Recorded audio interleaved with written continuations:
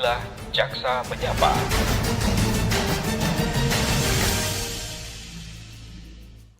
Selamat siang pendengar RRI Pro 1 Manado, kanal informasi dan inspirasi. Di siang hari ini bersama saya Yalin Salviani akan memandu acara Jaksa Menyapa hari ini pendengar di hari Selasa tepat tanggal 26 Agustus 2025. Dan tentunya siaran Jaksa Menyapa ini Anda bisa dengarkan langsung di RRI Pro 1 Manado di frekuensi 94,5 MHz dan juga 88,2 MHz, dan juga Anda bisa mendengarkan siaran kami secara langsung di YouTube ya, di RRI Manado, dan juga didengarkan di RRI Digital yang tentunya bisa didengar di seluruh Indonesia. Dan tentunya Jaksa Menyapa hari ini kita akan mengangkat topik terkait penerapan Undang-Undang Nomor 12 Tahun 2022 tentang tindak pidana kekerasan seksual atau TPKS ya.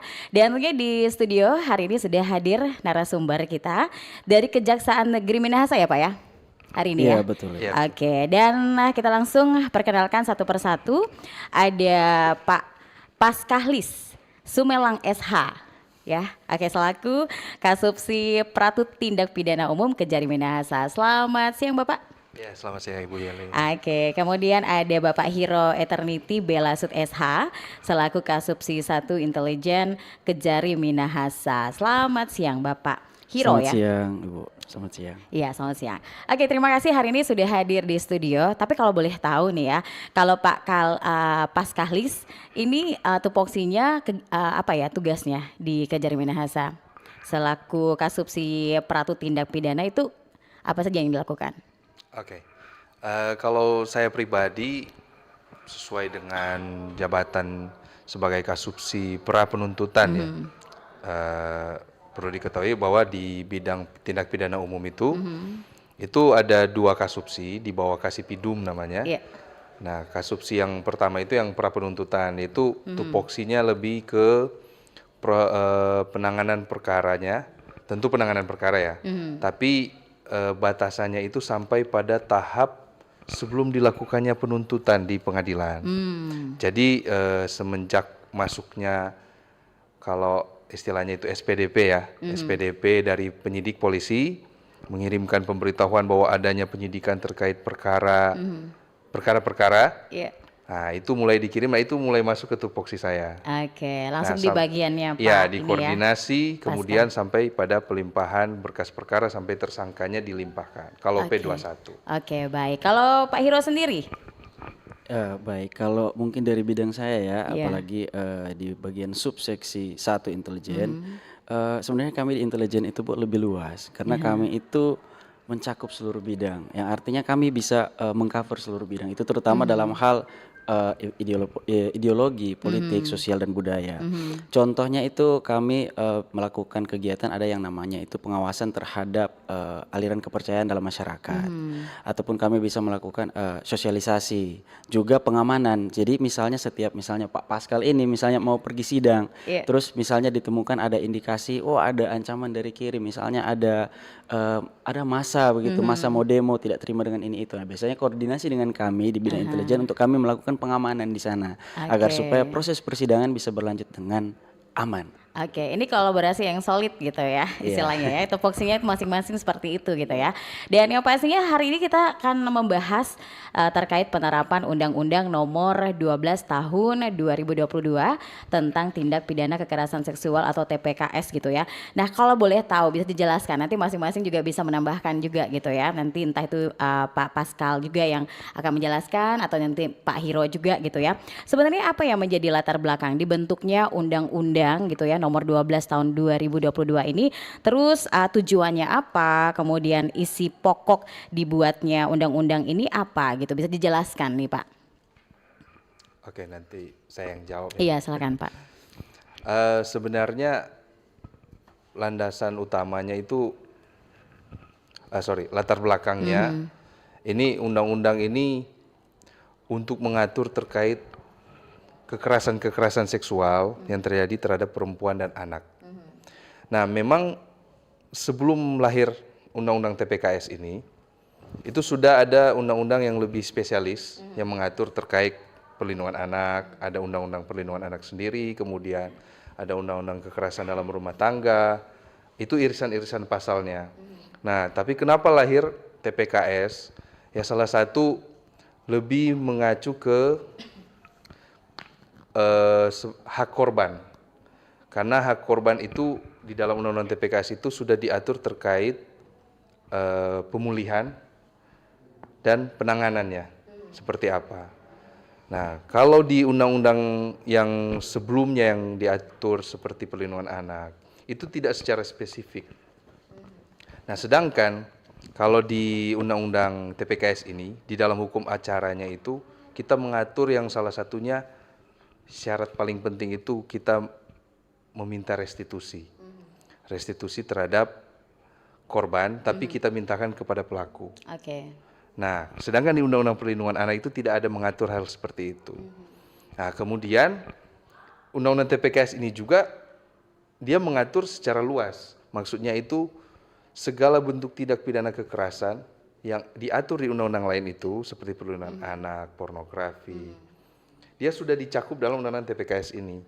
Jadi sebenarnya cukup mempermudah juga bagi kami selaku aparat penegak hukum dalam pembuktiannya.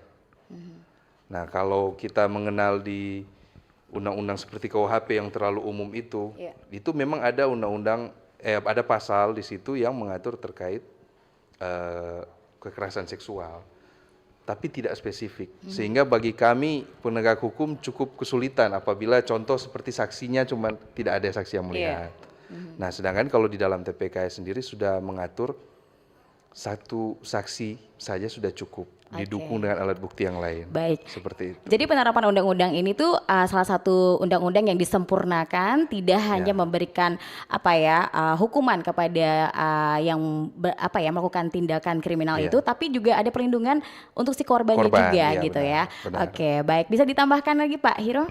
Baik, mungkin sedikit saja ya, Bu. Secara umum tadi sudah dibahas mungkin sama Pak Pascal. Cuma saya mau menambahkan sedikit mungkin terkait dengan biasanya orang pikir itu kalau undang-undang diperbarui misalnya itu biasanya itu mungkin jerat pidananya yang ditambah. Tapi dalam hal ini TPKS menurut kami itu mungkin lebih kepada hak-hak korban. Seperti tadi yang sudah dikatakan terkait dengan pemberian restitusi, perlindungan, hak-hak daripada korban. Juga ini memudahkan kami dari aparat penegak hukum untuk berkoordinasi dengan korban. Selaku korban ini yang merasakan ataupun yang mengalami tindak pidana ini. Sebelumnya dalam undang-undang sebelumnya bukannya tidak sempurna, akan tetapi mungkin lebih sulit untuk dibuktikan ataupun mereka mau mengajukan sebuah laporan misalnya. Itu memang harus misalnya penekanannya memang udah harus ada terjadi kekerasan seksual di situ, harus ada yang melihat dan lain-lain. Akan tetapi dalam hal ini, dalam undang-undang ini sudah diberikan ruang kelonggaran bagi para korban yang merasakan agar supaya juga menimbulkan keberanian daripada korban yang merasakan. Mungkin sebelumnya mereka merasa nggak ada yang melihat seperti ini seperti itu, jadi mau melapor pun nggak dipercaya APH, jadi sulit, akhirnya lapornya nggak naik. Akan tetapi dengan timbulnya aturan seperti ini memudahkan korban, memudahkan juga masyarakat sekitar untuk lebih berani lagi dalam hal menyuarakan apabila mengalami suatu perbuatan yang tidak senonoh dari orang-orang manapun itu, mau dia seperti hanya catcalling ataupun sudah sampai perbuatan, bisa langsung dilaporkan. Mungkin seperti itu. Dan tentunya pelakunya juga dengan mudah bisa langsung dijerat, ada hukumannya gitu. Betul ya. sekali, Ibu. Oke, baik. Yang pastinya di sini kita membahas terkait memang yang paling kalau boleh bisa dijelaskan kepada masyarakat umum kita. Oke, baik, terima kasih. Kalau berbicara definisi ya, kita melihat saja sesuai yang diatur di dalam undang-undangnya sebenarnya. Ada undang-undangnya karena ya Pak ya. Di dalam setiap undang-undang itu kan tentu ada penjelasannya di bab-bab awalnya. Nah, kalau kita melihat ke pasal 1 ayat 1 di dalam Undang-Undang TPKS ini, definisi daripada kekerasan seksual itu setiap perbuatan yang merendahkan, menghina, menyerang, dan atau perbuatan lain terhadap tubuh, hasrat seksual seseorang, dan atau fungsi reproduksi secara paksa bertentangan dengan kehendak seseorang, yang menyebabkan seseorang itu tidak mampu memberikan persetujuan dalam keadaan bebas karena ketimpangan relasi kuasa dan atau relasi gender yang berakibat atau dapat berakibat penderitaan atau kesengsaraan secara fisik, psikis, seksual, kerugian secara ekonomi, sosial, budaya dan atau politik. Nah, itu menurut pasal 1 ayat 1. Oke, kalau jenis-jenisnya, kalau boleh tahu nih, tindak pidana kekerasan seksual itu apa saja nih? Nah, kalau jenis-jenis tindak pidana kekerasan Iya. seksual itu banyak sebenarnya. Aha. Nah, kalau ini bisa saya lihat lagi berdasarkan undang-undang ini, karena ada banyak memang yang diatur. Yang pastinya ini juga membuka pola pikir masyarakat Iya. gitu ya, karena masyarakat pun juga harus tahu informasinya gitu ya. Apa-apa saja nih yang mereka bisa laporkan, jenis-jenisnya seperti apa yang bisa mereka laporkan untuk dijerat nih pelakunya gitu. Iya. Baik. Nah, kalau kita mengacu lagi pada pasal 4 ya. Pasal 4 itu ada 2 ayat. Nah, di dalam ayat pertama itu, ayat 1, ada 9 jenis tindak pidana kekerasan seksual yang diatur, yaitu pelecehan seksual non-fisik, kemudian fisik, kemudian pemaksaan kontrasepsi, kemudian pemaksaan sterilisasi, kemudian pemaksaan perkawinan, kemudian yang keenam penyiksaan seksual, kemudian eksploitasi seksual, kemudian 8 perbudakan seksual, dan 9 kekerasan seksual berbasis elektronik. Akan tetapi di ayat 2-nya, Iya. di ayat 2-nya ini ada lebih banyak lagi. Banyak ya. Iya. Oke. Kenapa dia ada hadirnya ayat 2 ini? Aha. Karena itu, ayat 2 ini mengatur terkait tindak pidana lain yang berbentuk kekerasan seksual. Semuanya itu dicakup dalam undang-undang ini. Oke. Itu ada dari poin A sampai huruf J itu Oke. diatur dia. Di sini salah satunya pemerkosaan juga gitu ya masuk Iya, ya. masuk. Terus juga perbuatan cabul gitu Iya, ya, persetubuhan perbuatan juga cabul, gitu ya. Semua ada di situ di Iya. ayat 2-nya gitu ya. Iya. Oke, dan yang pastinya bagaimana nih kalau di Minahasa sendiri gitu ya, khususnya di Sulawesi Utara, yang paling banyak kasus yang ditangani oleh Kejari apa saja nih? Kalau untuk tindak pidana yang terjadi di daerah kami ya, di wilayah kami, di Kabupaten Minahasa, di dalam berdasarkan undang-undang kekerasan seksual ini yang paling sering terjadi ya persetubuhan. Persetubuhan ya. Persetubuhan dan perbuatan cabul yang lebih terjadi kepada anak-anak. Oh, lebih banyaknya Iya, korbannya anak-anak gitu ya, anak-anak di bawah umur betul, ya. Itu kalau sampai pertengahan tahun kemarin di laporan kami itu sudah kurang lebih 50 perkara ada itu. Selama setengah Lumayan banyak tahun juga berjalan ya Pak ya. Ya. Itu pun yang kami dapat laporan dari pihak penyidik masih banyak yang belum naik sampai ke kami. Sudah banyak yang melapor tapi prosesnya belum sampai ke kami. Oke, masih belum sampai di Iya. Kejaksaan Minahasa gitu ya. Oke, dan yang pasti kalau bisa diceritakan sedikit gitu ya, bagaimana proses hukum terhadap pelaku kekerasan seksual menurut dari undang-undang ini dan yang sudah dilaksanakan di Kejari Minahasa nih Pak? Kalau terkait proses penanganan perkara ya Bu, Iya. Untuk penggunaan undang-undang TPKS ini sendiri, ini sebenarnya masih kurang ya. Seingat kami baru menangani menggunakan pasal ini, undang-undang ini itu baru 2 perkara. Iya. 3 dengan perkara saya yang sedang berjalan. Nah, kalau untuk proses penanganan perkara sebenarnya itu hampir sama dengan proses penanganan perkara kalau kita menggunakan Undang-Undang Perlindungan Anak. Tapi yang membedakan yaitu ya tadi, yang mana di hukum acaranya itu terkait restitusi. Kita itu wajib menanyakan, mempertanyakan apakah dalam hal ini orang tua ya yang mendampingi, apakah akan meminta restitusi, itu wajib. Di undang-undangnya diatur itu kita dari tahap penyidikan, penuntutan sampai ke persidangan itu kita wajib menanyakan. Tapi selama ini dari pihak korban tidak pernah menuntut ya. Kemudian terkait hukumannya ya memang sebenarnya jujur saja dari kami ini kami masih melihat ya, karena ada aturan yang lebih khusus juga yang mengatur. Makanya kenapa Undang-Undang TPKS ini sedikit dipergunakan di dalam penegakan hukum. Ada kendalanya juga gitu ya Pak, kalau di Minahasa sendiri? Kalau kendala ya kami sebenarnya belum menemukan kendala ya, karena mungkin karena kurangnya penerapan undang-undang itu di kayak seperti kasus anak yang jadi korban persetubuhan ataupun perbuatan cabul, itu kami penegak hukum masih lebih menggunakan Undang-Undang Perlindungan Anak.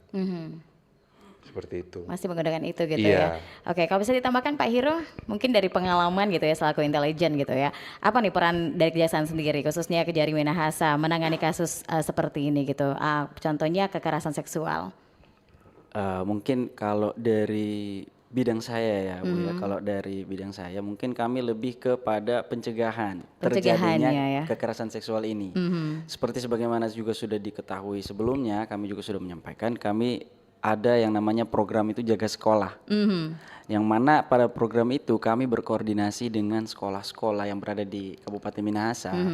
Pada saat itu bukan hanya sekedar terkait dengan penggunaan anggaran dalam hal ini kepada pegawainya, kepada gurunya, akan tetapi kami lebih masuk juga sekarang kepada murid-muridnya dalam hal ini secara khusus kekerasan seksual, karena seperti yang tadi juga sudah disampaikan oleh Pak Pascal yang mana sudah menjadi bidangnya beliau dalam mengkoordinir sudah berapa banyak perkara ini yang terjadi, berapa perkara itu. Nah, dalam hal ini untuk mencegah, untuk meminimalisir terjadinya kekerasan seksual terutama kepada anak-anak di bawah umur, kami melakukan program Jaga Sekolah ini untuk sebagai monitor.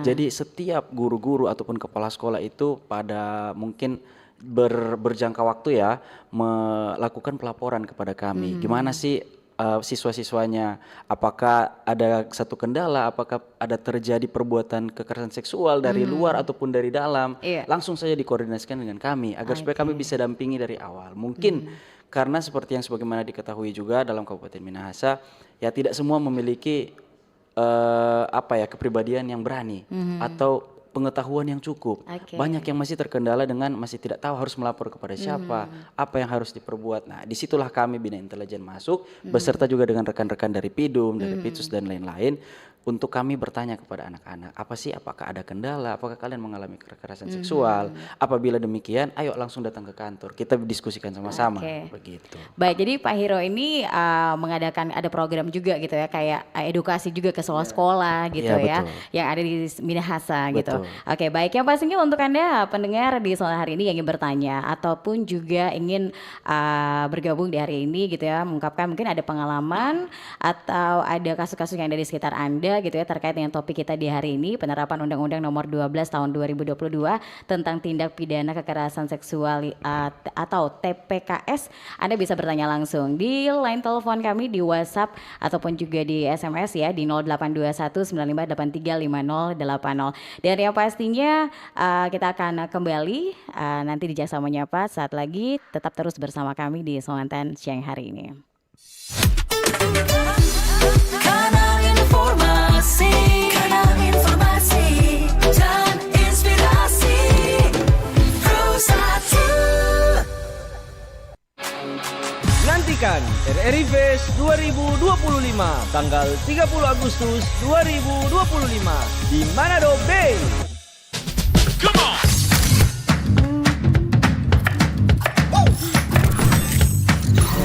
Ini baru enak.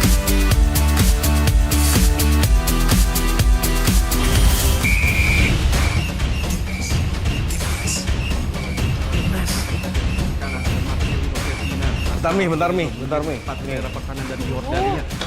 sih Pi, ganggu aja. Lepaskan tenang. Masuk. Luar biasa selesai dari Witan Sulaiman. Mami, Papi, aku baru aja diinterview di Pro2 FM. Jadi F&B sekarang tuh macam-macam. Kalau sekarang kan fokusnya ke banyak. Ini baru enak. Aku di Pro2. Tapi,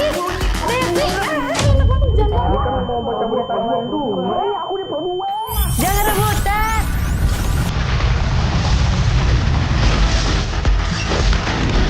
Eits, jangan rebutan. RRI bisa dinikmati dari mana aja dan di mana aja. RRI multi-platform, multi-konten.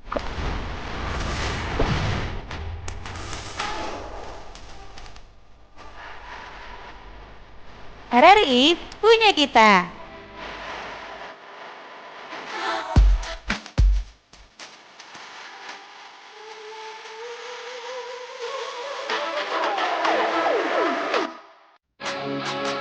Saksikan RRI Fest 2025 tanggal 30 Agustus 2025 di Manado Bay. Kanal informasi, kanal informasi dan inspirasi Pro 1. Iya, terima kasih pendengar Anda terus bersama kami RRI Pro 1 Manado, kanal informasi dan inspirasi masih di Jaksa Menyapa di hari ini, dan tentunya masih bersama narasumber ada Pak Pascal ya. Pak Pascal ya saya panggil ya. Yang pastinya selaku Kasubsi Pratut Tindak Pidana Umum Kejari Minahasa, dan juga Pak Hiro selaku Kasubsi 1 Intelijen Kejari Minahasa ya. Tentunya untuk Anda yang ingin bertanya di line telepon kami di WhatsApp atau juga di SMS boleh di 082195835080 ya, terkait topik hari ini penerapan Undang-Undang Nomor 12 Tahun 2022 tentang tindak pidana kekerasan seksual atau TPKS ya. Tapi di hari ini sudah ada yang bergabung melalui WhatsApp, kita baca dulu ya. Ini dari Ibu Aprilia di Tataaran Patar. Di sini bertanya bagaimana dengan korban TPKS yang masih di bawah umur? Apakah adakah pendampingan dari kejaksaan atau instansi lain bagi korban agar tidak down mentalnya? Terima kasih. Oke, terima kasih Bu Aprilia di Tata Arana Patar. Ini siapa yang mau jawab? Pak Pascal atau Pak Hiro nanti bisa menambahkan juga ya. Ya, Oke. nanti saya yang menjawab ya. Silakan Pak Pascal. Baik, terima kasih atas pertanyaannya Ibu Aprilia di Tataran Patar ya. Iya. Ini penanyanya sesuai dengan wilayah wilayah kami. Di Minahasa. Oke, terkait pendampingan ya. Mungkin ini juga salah satu yang bisa jadi kendala ya. Kenapa pihak-pihak yang menjadi korban itu takut untuk melapor, atau seperti karena sudah ada down mental. Jadi bingung mau seperti apa upaya mereka. Nah, kalau pendampingan itu dari pihak mana saja itu ada diatur. Nah, kalau untuk Undang-Undang TPKS ini sendiri itu diatur juga di dalam undang-undangnya. Itu kalau kita melihat di dalam pasal 26 ya, itu mengatur terkait pendampingan korban dan saksi. Yang mana pendampingan korban itu meliputi dari petugas LPSK. LPSK itu Lembaga Perlindungan Saksi dan Korban. Kemudian dari pihak PPA, UPTD PPA, kemudian dari tenaga kesehatan, psikolog, pekerja sosial, tenaga kesejahteraan sosial, psikiater, kemudian pendamping hukum meliputi advokat atau pengacara, dan paralegal, kemudian petugas lembaga penyedia layanan berbasis masyarakat, dan pendamping-pendamping lain yang berkaitan dengan yang menangani perkara-perkara kekerasan seksual ya. Karena dalam hal ini kalau berbicara terkait kekerasan seksual itu tentunya privacy. Iya. Jadi petugas-petugasnya pun harus punya keahlian sebenarnya. Makanya itu seperti pertanyaan ini, instansi lain ya itulah di situ ada diatur terkait UPTD PPA. Nah, itu mereka diatur wajib mendampingi.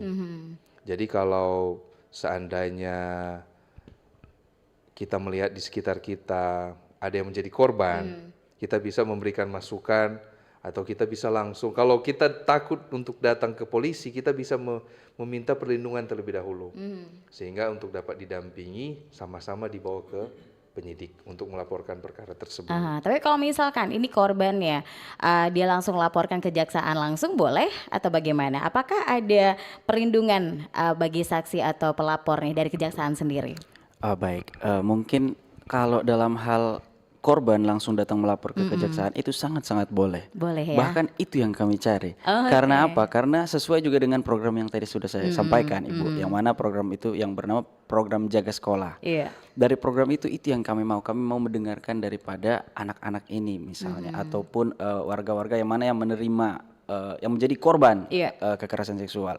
Pada saat itu mereka bisa langsung menceritakan kepada kami bisa apa saja yang juga, terjadi. gitu Iya ya. betul. Mereka bisa sharing, ceritakan apa yang terjadi, kapan, locus tempus delictinya bisa dijelaskan, kapan perbuatan dilakukan, di mana perbuatan dilakukan, terus siapa-siapa saja yang lihat ataupun siapa saja yang mengetahui. Dalam hal ini mereka bisa mempersiapkan bahan-bahan mereka untuk melapor. Karena memang untuk secara kewenangan kejaksaan itu hanya menerima ketika berkas tersebut dilimpahkan dari polisi penyidik kepada kami. Jadi awalnya itu harus dari penyidik kepolisian. Akan tetapi dalam hal ini apabila korban langsung datang ke kita boleh juga supaya menjadi bahan persiapan bagi mereka. Karena tidak semua orang, tidak semua yang menjadi korban itu memiliki relasi yang mengetahui tentang hukum. Nah, itu dia. Mereka kurang edukasi. Ada Betul, yang betul. tidak tahu lapornya kemana, Iya. mau lapor apa yang harus dikatakan, Alurnya bagaimana iya gitu alurnya ya. seperti apa, ataupun ada yang tidak memiliki keluarga kan itu Iya. bingung, repot Aha, jadinya. iya. Itulah yang kami buat. Oleh karena itu kami buat program yang namanya Jaga Sekolah, juga membuka kesempatan untuk orang-orang sekitar yang sudah dewasa akan tetapi menerima menjadi korban kekerasan seksual untuk bisa datang melapor kepada kami, sehingga kami bisa menyiapkan bahan-bahannya apa saja, apakah sudah lengkap. Karena untuk melanjutkan suatu tindak pidana itu, untuk prosesnya bisa dilanjutkan, ada titik-titik, ada syarat-syarat yang harus dipenuhi, seperti alat bukti permulaan yang cukup. Apabila korban tersebut yang mengalami kekerasan seksual tidak mampu menyampaikan alat bukti yang cukup, misalnya dia tidak mampu menjelaskan, kurang dalam hal komunikasi, edukasi yang kurang seperti tadi yang saya bilang, jadinya gagap-gagapan nanti di depan penyidik, sehingga penyidik pun nanti ya kebingungan apa yang harus dibuat, sehingga itu yang menjadi kendala. Laporannya tidak naik bukan karena tidak ada tindak pidana, bukan karena ada intervensi dari pihak manapun, akan tetapi kendalanya itu kurangnya edukasi. Oleh sebab itu sangat-sangat bisa untuk masyarakat yang menjadi korban dalam hal ini kekerasan seksual bisa langsung datang melapor kepada kami kejaksaan, supaya kami bisa membantu mempersiapkan segala sesuatu sebagai bahan mereka untuk memberikan laporan kepada polisi. Mungkin demikian, Bu. Oke, baik. Dan yang pasti ini juga apa ya, edukasi yang memang untuk kita masyarakat awam pun juga gitu ya. Kalau ada tindak pidana atau kekerasan atau apapun itu, kalau misalkan takut ke kepolisian, ada kejaksaan gitu ya. Tentunya juga bisa membantu gitu ya. Dan yang pasti jadi sekarang nggak usah takut-takut untuk melapor. Kalau ingin apa ya, berkonsultasi juga seputar hukum, apa nih yang harus saya lakukan gitu ya. Kalau saya mengalami ini itu gitu ya, proses-proses alur hukumnya bisa lebih jelas kalau langsung ke kejaksaan juga gitu ya. Betul. Oke, dari pengalaman gitu ya di lapangan sendiri, ada nggak pengalaman-pengalaman apa yang ingin di-sharing kepada masyarakat terkait tentang pidana ini ya, penerapan tindak pidana seksual ini? Mungkin bisa menceritakan pengalaman masing-masing gitu ya, Pak Hiro, Pak Pascal juga. Mungkin Pak Hiro dulu deh. Boleh, baik.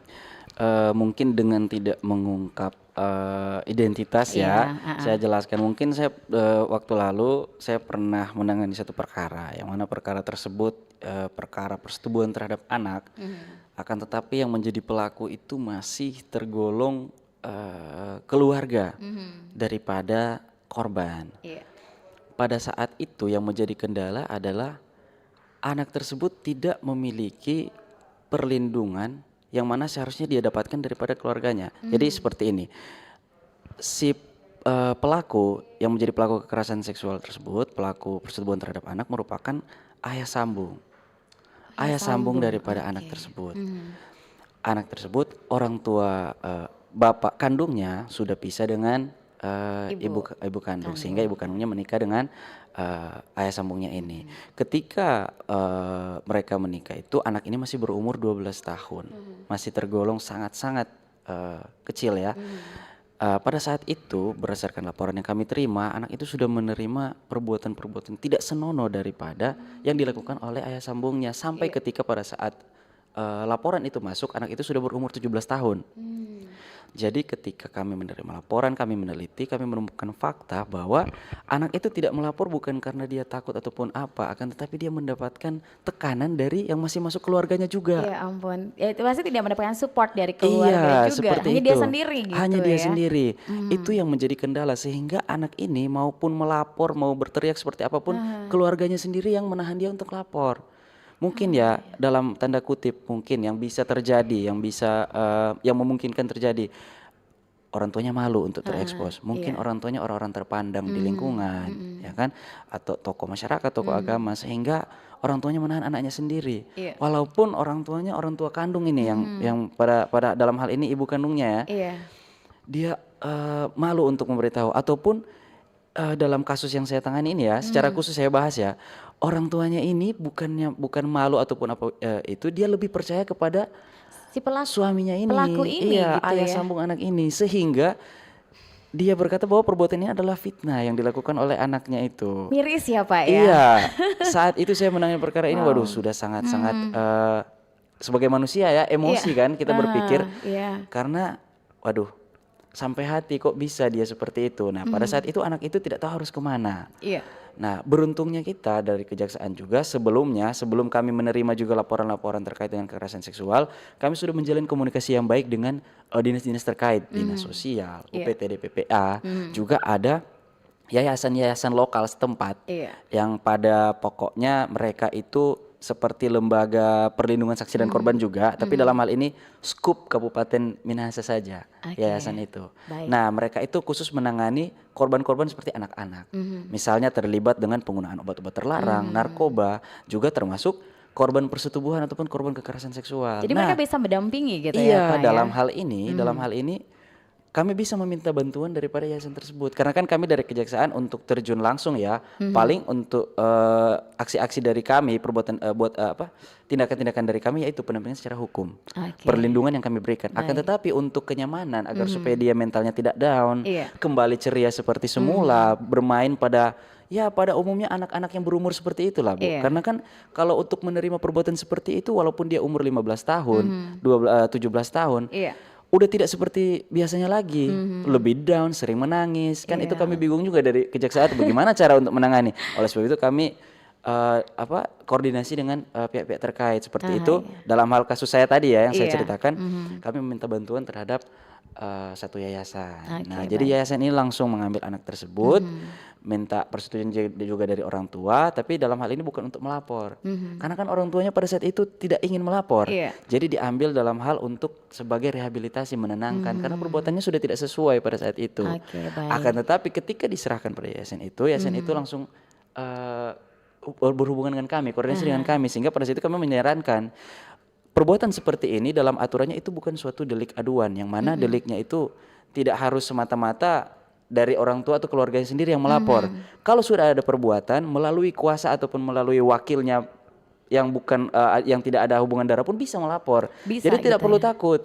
Langsung saja ke pihak terkait, langsung saja ke APH, langsung melapor. Jangan takut. Akhirnya langsung dilaporkan.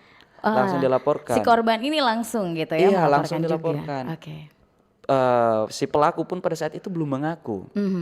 Sangat sulit untuk kami pada saat itu berkoordinasi juga dengan penyidik bagaimana caranya supaya dia bisa ngaku. Akan tetapi melalui proses penyidikan, proses pemeriksaan, kami teliti berkas perkara, informasi dari saksi, kami bisa menemukan fakta-fakta yang sebenarnya. Pelakunya bisa mengaku dan sekarang ya puji Tuhan sudah berada di dalam jeruji besi gitu. Wah, ini anak luar itu pun biasa pada ya. saat ini sudah kembali ceria ya. Sudah malah dia sekarang ini dia bergabung di yayasan tersebut untuk membantu korban-korban yang seperti dia dahulu. Dia mentalnya udah kembali sempurna, udah bagus gitu, udah ceria, dan dia membantu yayasan tersebut. Jadi anak-anak yang datang itu dia juga sebagai konselor di situ jadinya sekarang. Mantap gitu ya itu. Pak Hiro ya. Ini juga salah satu kisah inspirasi juga gitu ya. Iya, Apalagi mungkin di luar sana masih banyak yang terjebak seperti itu gitu ya. Mungkin karena keluarga yang istilah tidak mensupport tapi dia korban sebenarnya. Berarti pada intinya kalau mendengarkan siaran kita di Jaksa Menyapa di hari ini, kalau misalkan Anda korban, jangan takut untuk melapor gitu ya. Karena dari kejaksaan pun juga akan membantu dan juga akan didampingi juga, mungkin akan berkoordinasi dengan instansi-instansi terkait untuk membantu para korban gitu ya. Oke, baik. Dan sekarang ini Pak Hiro dan Pak Pascal sudah ada WhatsApp nih ya yang sudah bergabung dari Ibu Pinkan di Manado. Mau bertanya, apa saja hambatan yang sering dihadapi oleh aparat penegak hukum dalam menangani perkara TPKS? Oke, bisa dijawab. Siapa ini Pak Pascal? Ya Pak. Baik. Dari Ibu Pinkan.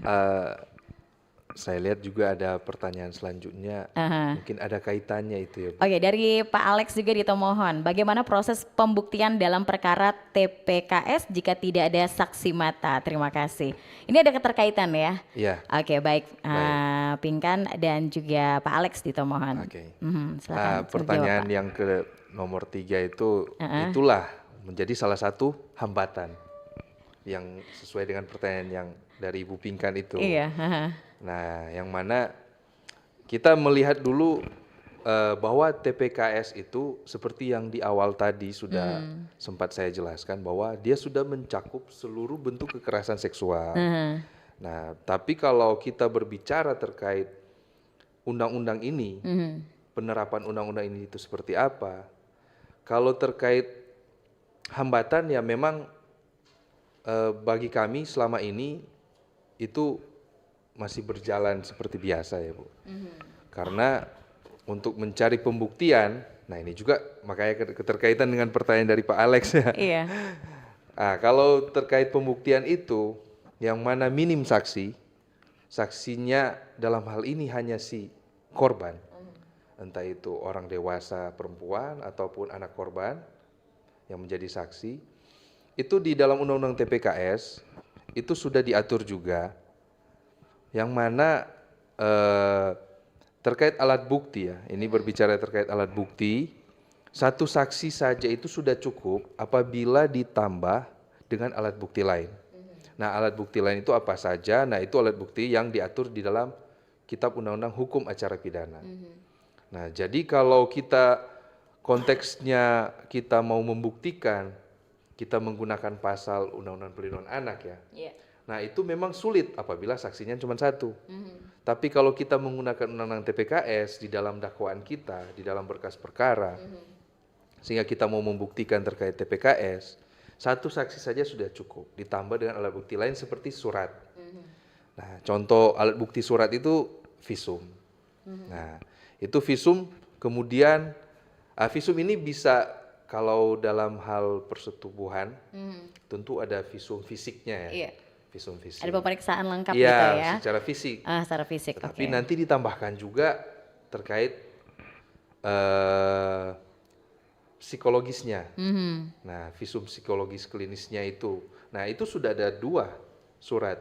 Iya. Nah, itu seharusnya itu sudah cukup bagi kami selaku jaksa penuntut umum untuk membuktikan dan meyakinkan hakim di persidangan. Oke. Sehingga perkara ini dapat terbukti. Dan bisa menjerat si pelaku ini juga Iya, gitu sudah ya. cukup untuk menjerat pelaku sehingga perkaranya terbukti.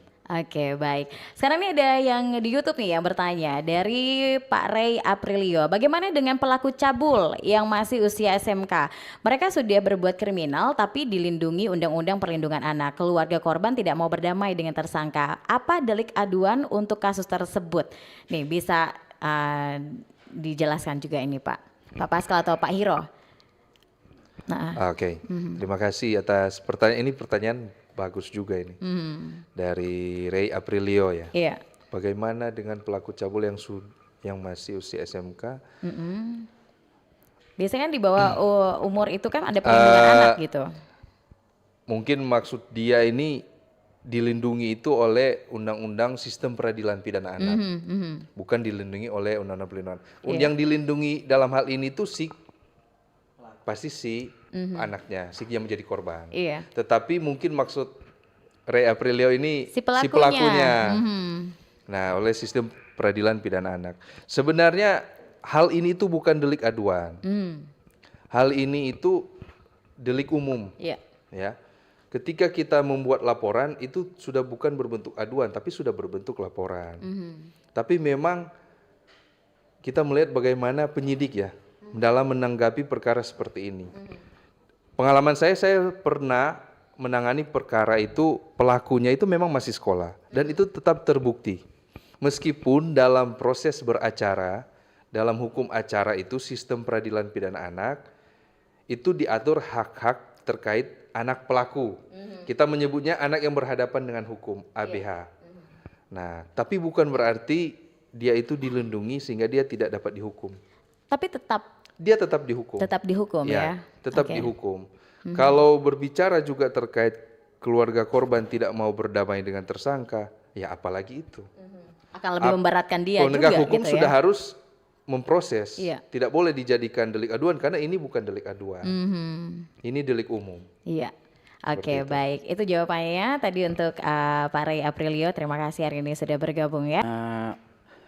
Seperti yang tadi juga sudah saya jelaskan, dalam hal ini pemberantasan terhadap kekerasan seksual, apalagi terhadap korban yang masih di bawah umur, sangat-sangatlah krusial bagi kami, bagi aparat penegak hukum untuk berkoordinasi dengan pihak-pihak terkait. Iya. Seperti tadi yang sudah saya sampaikan, kami tidak bisa ya, walaupun kami juga jaksa dilengkapi dengan berbagai kewenangan yang sudah luas ya, akan tapi kami bukan tergolong manusia super yang bisa Bukan superhero juga iya, gitu ya. bisa menutupi segala bidang. Tetap kami ada kelemahan juga, Oke. ada kekurangan juga. Oleh sebab itu kami tetap merasa penting, sangat penting untuk berkoordinasi dengan pihak-pihak terkait sehingga bisa tercapai juga satu kepastian hukum yang bisa juga menjadi sebuah kesejahteraan bagi masyarakat. Dalam hal ini merasakan perlindungan begitu loh. Oh, ternyata kami dilindungi oleh aparat penegak hukum. Karena dalam hal ini kan sudah tersebar luas di masyarakat perspektif yang buruk.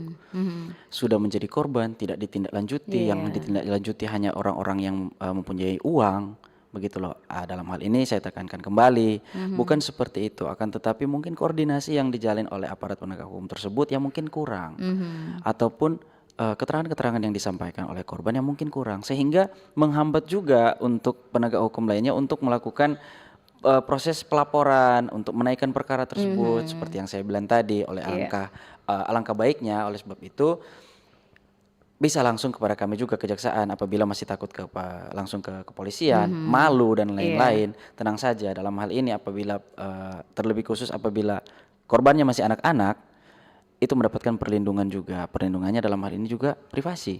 Kami menjaga privasi mereka dengan tidak menghambat proses perkara begitu, agar supaya tidak menjadi hambatan. Baik. Dan yang pastinya di hari ini mungkin karena waktu juga gitu ya. Tentunya hari ini terima kasih untuk Anda pendengar yang sudah bergabung melalui SMS juga WhatsApp kami di 082195835080 ya. Dan yang pastinya di hari ini mungkin ada yang terakhir ya. Ini ada WhatsApp lagi. Oke, dari siapa ini, Pak Freddy Kalawat. Oke, bagaimana jaminan kerahasiaan pribadi korban saat di kejaksaan? Apa ada pasal yang mengatur negara bertanggung jawab akan jaminan masa depan atau pekerjaan bagi korban yang mengalami luka batin seumur hidup? Oke, mungkin tadi sudah dijelaskan secara rinci juga gitu ya. Bisa dijawab mungkin singkat padat jelas nih Pak Pascal. Untuk Pak Freddy Kalawat mungkin baru bergabung nih hari ini. Terima kasih untuk pertanyaannya Pak Freddy dari Kalawat ya. Untuk pertanyaan pertamanya, jaminan kerahasiaan pribadi. Ini spesifiknya di kejaksaan ya. Iya. Biro tadi sudah menyampaikan juga, tentunya kerahasiaan pribadi itu pasti akan dijaga gitu ya tadi ya. Pada pokoknya itu sudah menjadi kewajiban kami. Sudah kewajiban sesuai dengan ya. Kami disumpah menjadi kewajiban kami untuk menjaga kerahasiaan. Karena kalau berbicara terkait aturan ya. Iya. Sebenarnya tidak perlu sampai ke aturan karena memang sudah menjadi kewajiban kami untuk menjaga kerahasiaan. Seperti itu. Oke. Terus yang kedua ini? Kalau berbicara terkait pasal yang mengatur negara bertanggung jawab akan jaminan masa depan. Atau pekerjaan bagi korban yang mengalami luka batin seumur hidup? Ada pasalnya enggak? Dalam hal ini bisa saya ambil alih. Dalam hal ini sudah diatur itu Bu, diatur untuk korban. Jadi korban ini secara langsung mendapatkan hak untuk pendidikan, pendidikan ya. Tapi untuk kalau pekerjaan saya belum mungkin ada atau bagaimana saya belum baca. Akan tapi untuk masa depan secara khususnya pendidikan itu sangat dijamin, apalagi di dalam undang-undang TPKS ini. Jadi pendidikan itu tidak menjadi satu halangan lagi bagi korban dalam undang-undang ini sudah diatur. Jadi apabila dia menjadi korban, karena sebagai contoh juga ya, apabila satu anak tersebut mendapatkan perlakuan tidak senonoh, kekerasan seksual, dan itu kan biasanya di dalam lingkup sekolah jadi bahan candaan, jadi bahan tertawaan kalau udah tahu kan. Jadi bukan dari aparat penegak hukumnya yang bocor informasinya, akan tapi dari lingkungan sekitar, sehingga gitu membuat anak ini mungkin dibully di sana, tidak pokoknya mendapatkan hukuman sosial lah bahasanya ya. Nah, oleh sebab itu tetap kita harus perjuangkan pendidikannya. Biasanya kita mengadakan satu pertemuan itu antara APH juga dengan pihak-pihak terkait yang namanya case conference. Di situ kita melakukan konferensi kasus. Jadi kasus-kasus tersebut seperti yang sebagaimana juga saya sama Pak Pasca lakukan, kami hadir dalam konferensi tersebut, kami membahas terkait beberapa kasus yang terjadi. Misalnya di bidang di Kabupaten Minahasa, ada kasus seperti ini ketika anak tersebut menerima perbuatan kekerasan seksual, di sekolah dia dibully, akhirnya disarankan dia untuk berhenti sekolah. Orang tuanya pun sudah tidak nyaman. Anak itu juga lama-lama kan mentalnya terganggu. Oleh sebab itu di case conference tersebut datang kami koordinasi. Apa sih, bagaimana sih jalannya agar supaya anak ini tetap bisa sekolah. Berarti Pak Hiro itu tidak hanya korbannya saja diedukasi, mungkin masyarakatnya juga, orang tua gitu ya, keluarga juga. Betul sekali. Jangan menjadi istilahnya masa bodoh dengan korban gitu ya. Jadi memberikan perhatian khusus juga untuk korban gitu betul ya. sekali. Oleh sebab itu ketika tadi ditanyakan terkait jaminan, terkait pasal, itu sudah sangat diperhatikan. Karena seperti yang saya sampaikan tadi, kami bahkan sampai mengadakan case conference, turun langsung. Pihak-pihaknya semua kami panggil. Orang yang membuli, korban yang dibully, dan pihak sekolah yang menjadi sekolah daripada korban tersebut, sehingga kami menanyakan apa sebenarnya yang menjadi kendala, terus kenapa anak ini harus berhenti sekolah, begitu, mencari solusi sama-sama agar supaya korban ini bisa mendapatkan hak-haknya, dalam hal ini pendidikan. Mungkin seperti itu. Ini pertanyaan terakhir ya. Selamat pagi dengan Sheila dari Tondano. Izin bertanya, bagaimana pendapat dari Pak Jaksa terkait pelecehan seksual diterima oleh karyawan di lingkungan kantor yang dilakukan oleh atasan sendiri, yang mana karyawan tersebut takut untuk melapor atau buka suara karena memikirkan konsekuensi jika melapor akan kehilangan pekerjaannya, karena dalam hal ini atasan tersebut memiliki power yang besar. Terima kasih. Mungkin Pak Pascal bisa jawab singkat padat, Pak. Baik, oke. Pertanyaannya cukup panjang ya. Tapi kalau saya lihat pertanyaan ini, itu dia tidak bertanya terkait pasal ya yang mengatur. Menurut kami, menurut saya pribadi, kalau kasusnya seperti ini, kemudian si korbannya takut karena kehilangan pekerjaan ya. Ini bisa dikoordinasikan terlebih dahulu. Kalau seandainya benar ada seperti ini, itu dikoordinasikan terlebih dahulu. Entah itu dalam hal ini misalnya dia datang ke penegak hukum tentunya ya, entah itu ke penyidik, polisi ataupun di kita, kejaksaan. Dia harus wajib menjelaskan terlebih dahulu apa yang menjadi ketakutannya, sehingga kami sebelum memproses, penyidik sebelum memproses, ada baiknya kita sudah membackup terlebih dahulu lah istilahnya. Jangan sampai kita sudah mencari tahu lah seperti apa itu memiliki power yang besar sampai di mana, sehingga kita bisa backup terlebih dahulu. Jangan sampai si atasan yang melakukan perbuatan seksual itu bisa terjadi hal yang seperti yang ditakutkan si korban ini. Baik. Itu kalau dari saya. Yang pasti bisa koordinasi gitu ya. Yang pasti koordinasi saya dulu dengan pihak-pihak yang terkait gitu ya. Itu yang paling penting. Oke, baik. Yang pasti ini kena waktu juga nih ya. Yang sebenarnya itu banyak yang ingin diungkapkan, diceritakan gitu ya. Memberikan edukasi kepada masyarakat, tapi waktu juga. Tapi kalau misalkan masyarakat ingin menyampaikan aduan atau juga mungkin ingin berkonsultasi gitu ya dengan pihak Kejaksaan Minahasa gitu ya.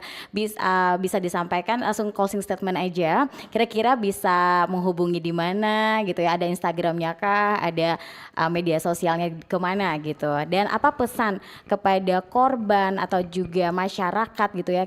Kalau mengalami kasus yang seperti kita angkat pada hari ini, kekerasan seksual gitu ya? Silakan dari Pak Hiro dulu, Pak. Silakan, Pak. Baik, mungkin sekalian juga dengan closing statement ya. Iya. Baik, untuk masyarakat, terutama dalam hal ini masyarakat yang berdomisili di Kabupaten Minahasa. Dalam hal ini apabila mengalami masalah hukum, mengalami kendala ataupun bahkan menjadi korban dari suatu tindak pidana apapun itu ya, tidak secara khusus kekerasan seksual berhubungan dengan kepribadian ataupun ada alasan juga seperti yang tadi disampaikan karena hubungannya itu dengan orang kantor sendiri, dengan atasan sendiri begitu. Ya jangan sungkan-sungkan untuk langsung datang kepada kami di kantor Kejaksaan Negeri Minahasa. Dalam hal apabila hal tersebut dalam hal perdata, hukum perdata bisa kami layani, bisa juga melewati suatu platform yang namanya itu Halo JPN. Halo JPN Halo juga, JPN gitu ya. Jadi di Halo JPN itu bisa mereka langsung menyampaikan pertama memasukkan identitasnya terlebih dahulu, memasukkan keluhannya nanti langsung direspon oleh pihak kami Kejaksaan Negeri Minahasa. Kalau dalam hal ini misalnya perbuatannya termasuk sebagai perbuatan pidana, bisa langsung ke kantor kami dan kami langsung layani. Seperti yang tadi sudah saya sampaikan sih kurang lebih Oke, seperti itu, Bu. Mantap, terima kasih Pak Hiro. Pak Pascal, silakan Pak. Closing statement ya, singkat padat Oke, jelas. baik, terima kasih. Kalau closing statement singkat saja, bagi para masyarakat yang menjadi korban, terlebih dalam hal ini korban dalam hal TPKS, pokoknya dalam bentuk kekerasan seksual, itu jangan pernah takut, jangan pernah malu, dan ragu untuk datang melapor. Kalaupun takut dengan yang namanya penyidik kepolisian, takut berhadapan, apalagi dia anak-anak, biasanya takut kalau ketemu dengan yang namanya polisi, bisa datang ke kami atau datang ke pihak PPA, Dinas PPA. Diceritakan dulu sehingga dapat dibantu pendampingannya. Kemudian bagi para pelaku-pelaku ya jangan coba-coba. Kenali hukumnya, jauhi hukuman. Oke, yang pasti siapapun yang melakukan tindak pidana pasti akan dijerat hukuman, Iya, benar. tidak pandang usianya berapa. Karena gitu ya. undang-undang TPKS Iya. dan undang-undang perlindungan anak Iya. itu keras. Oke. Ya, tidak ada ceritanya oh suka sama suka. Oke. Sekali dilapor wajib diproses. Oke, Seperti baik. Ya pasti Kejaksaan Minahasa pasti siap ada di garda terdepan gitu ya, Ya, membantu betul para sekali. korban Pasti gitu siap. ya. Oke, baik. Terima kasih Pak Hiro, terima kasih Pak Pascal. Terima Hari kasih, Bu. ini Terima kasih. dari Kejaksaan Minahasa ya yang sudah hadir di Jaksa Menyapa hari ini, dan terima kasih juga untuk Anda pendengar yang sudah bergabung, bertanya juga melalui SMS, WhatsApp, dan juga di YouTube tadi juga terima kasih ya, dan semoga hari ini bisa menambah edukasi, pemahaman kita juga seputar hukum, apalagi tindak pidana kekerasan seksual ya.